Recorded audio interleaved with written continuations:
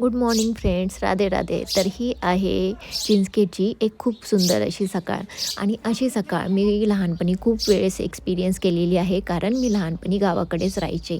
कोवळं कोवळं ऊन आणि थोडीशी थंडी, तर खूप छान असं वाटत होतं. आणि या सगळ्या वातावरणात गरमागरम चहा, तर वहिनीने मी उठल्यानंतर चहा माझ्यासाठी बनवलेला आहे आणि दूध घरचंच आहे, तर चहाही खूप छान झालेला होता. तर हे सगळे झाडं त्यांनी त्यांच्या घरी लावलेली आहे. आणि आम्हाला आता सगळं आवरून जायचं आहे देवाच्या दर्शनासाठी. तर तस्मयला वहिनी ह्या आवरत आहे आणि आम्हीही तिकडे आमची अंघोळ वगैरे करणं सुरू आहे.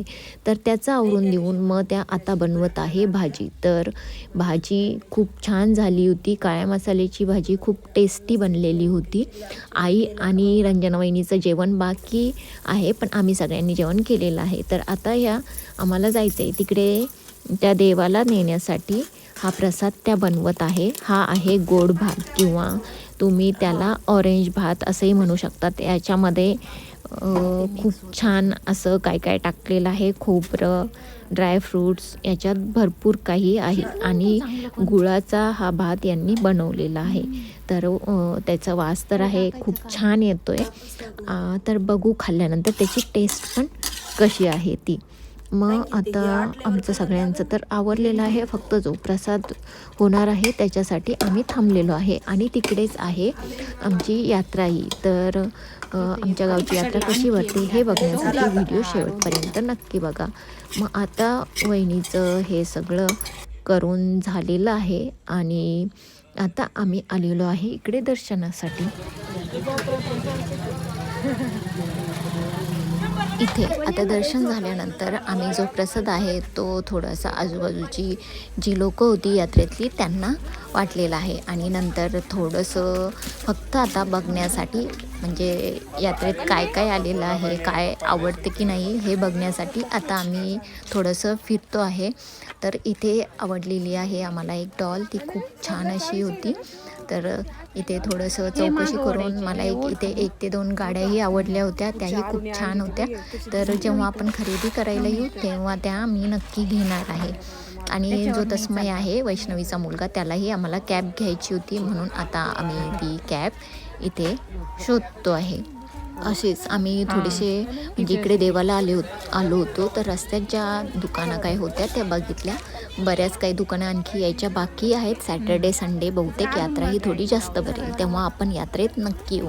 तर आता घरी जाऊन थोडासा आराम केला, जेवण केले आणि पुन्हा संध्याकाळी आता आम्ही आलेलो आहे इकडे खंडोबाच्या मंदिरामध्ये. तर हे आहे आमच्या गावचं खंडोबाचं खूप जुनं असं मंदिर. तर म्हणजे कुणी सांगतात की हे खूप जुनं, म्हणजे 12व्या किंवा 13व्या शतकातील हे मंदिर आहे. तर हे खूप मोठं असं मंदिर आहे, पूर्ण दगडाचं आहे आणि याच्यावर खूप छान असं नक्षीकाम हे केलेलं आहे.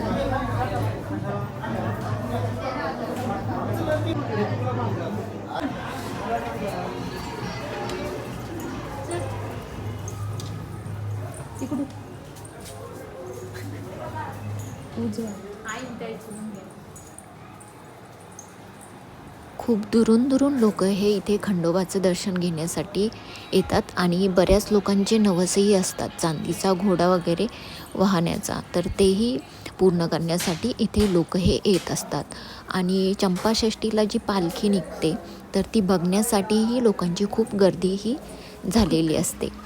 तर आपण जे मागे 1-2 व्हिडिओमध्ये जी पालखी बघितली, तर त्याच्यामध्ये जे देव आहेत तर ते हेच असतात. हे आहेत खंडोबा आणि त्यांची बायको म्हाळसा देवी. तर हेच देव त्या पालखीमधून घेऊन जातात. हे जुनं मंदिर आहे. तर ह्या जुन्या मंदिरामध्ये ते आणले जातात, 1 दिवस राहतात आणि पुन्हा दुसऱ्या दिवशी रात्री ते नवीन मंदिरामध्ये घेऊन जातात. तर इथे खंडोबाचं तर हे मंदिर आहेच मोठं, पण त्याच्यासोबतच दुसरेही मंदिर इथे खूप मोठे आहेत. आणि हे आहे बाणूबाईचं मंदिर. तर इथे बाणूबाईचे एक छोटंसं सेपरेट असं मंदिर आहे. आणि नंतर आहे गणपती. तर 4 भुजा गणपती इथे आहे आणि एक दीपमाळही ह्या मंदिरामध्ये आहे. तर हे सगळ्या देवांचं दर्शन घेऊन आता आम्ही आलेलो आहे पद्मावती देवीला. तीही खूप प्रसिद्ध आहे. तर आता सगळ्यांचं दर्शन आमचं घेऊन झालेलं आहे. व्हिडिओ आवडला असेल तर लाईक करा आणि चॅनलला सबस्क्राईब केलं नसेल तर लवकर जाऊन सबस्क्राईब करा. भेटू नेक्स्ट व्हिडिओमध्ये. तोपर्यंत राधे राधे.